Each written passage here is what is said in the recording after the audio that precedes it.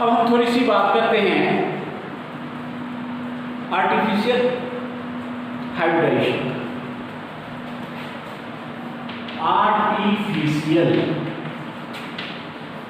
Hybridisation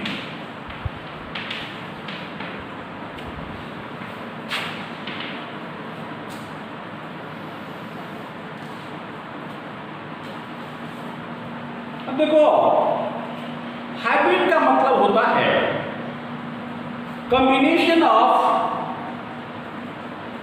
to different groups,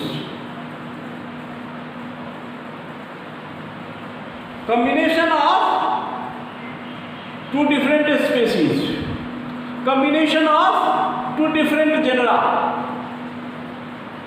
right? तो species के बीच डिहाइब्रिडेशन होता है, सेम स्पीसीज के बीच, डिफरेंट स्पीसीज के बीच हाइब्रिडेशन भी हो सकता है। So we are obtaining a new plant here. We are studying reproduction in plants. So to combine the characters of two different plants, cross pollination is produced artificially.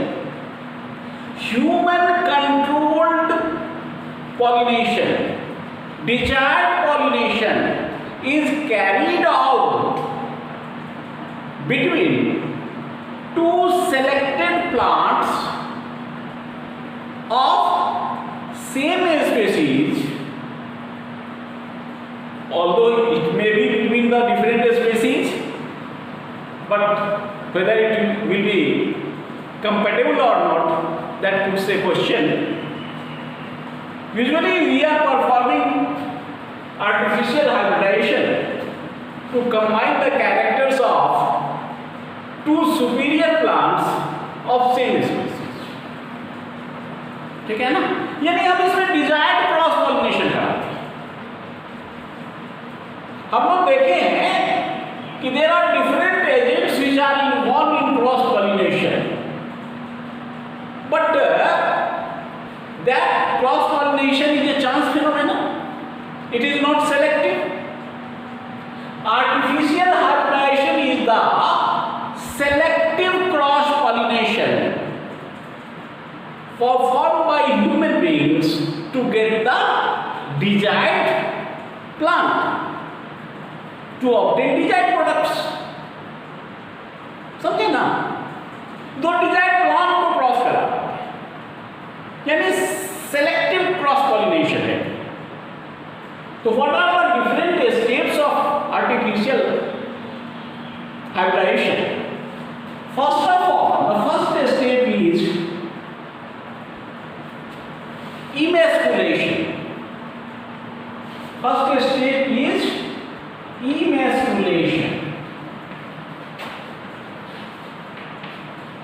आपको पता है ये बात, मैस्कुलिन का मतलब होता है male gender, and in the case of plant, male जो gender है that is stamen, that is anther. Anther में बनता है ना male gametes, pollen grains, microspores.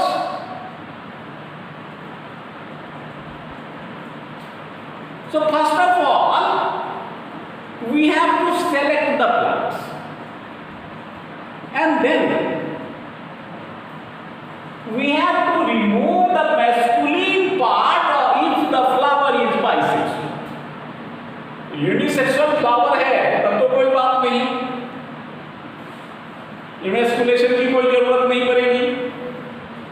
यदि बाइसेक्सुअल फ्लावर है तो हम एंथर को रिमूव कर देंगे in young stage, in earlier stage, before maturity anthers are removed.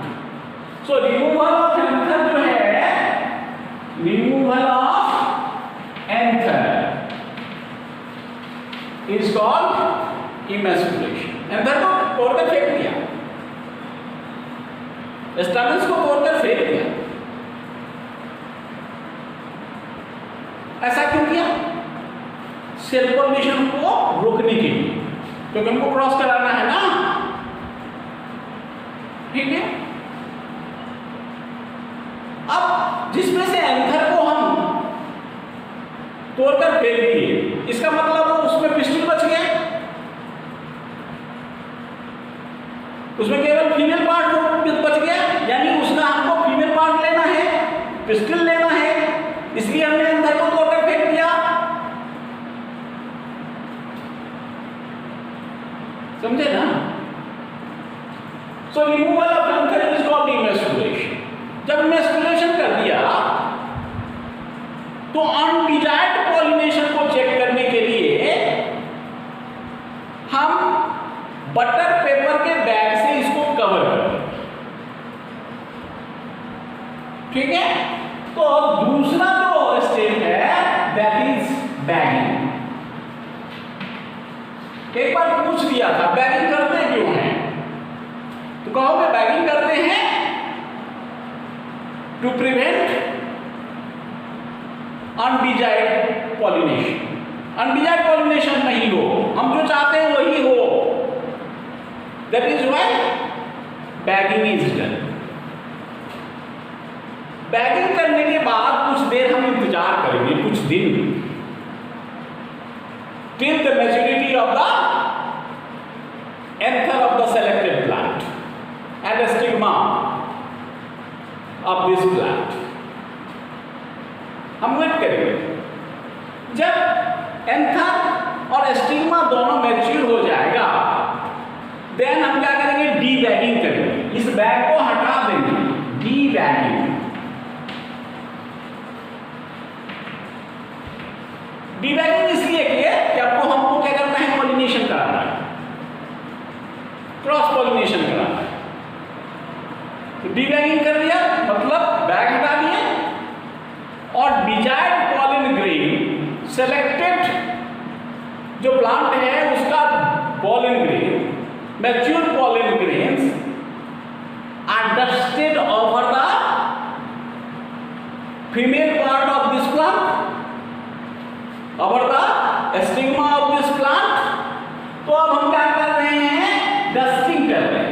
Dusting का मतलब समझे, सेलेक्टेड प्लांट्स का pollen grains selected female part पर रिलीज कर दें, तो इसको कहेंगे dusting. Dusting and after dusting, dusting हो गया, फिर से वही काम करेंगे, मतलब रीबैगिंग, फिर से कवर कर देंगे ताकि फर्टिलाइजेशन से पहले दूसरा पॉलन ग्रेन ना आ जाए, ठीक है। So the last stage is rebagging, this is the last stage, that is rebagging. Is it clear now? Rebagging कर दिया, डिजायर्ड पॉलन ग्रेन आ चुका है, पॉलिनेशन होगा, फर्टिलाइजेशन होगी, सीड्स बनेंगे, फ्रूट्स बनेंगे, डिजायर्ड प्रोडक्ट्स ऑब्टेन्ड होगा, राइट। चलिए ना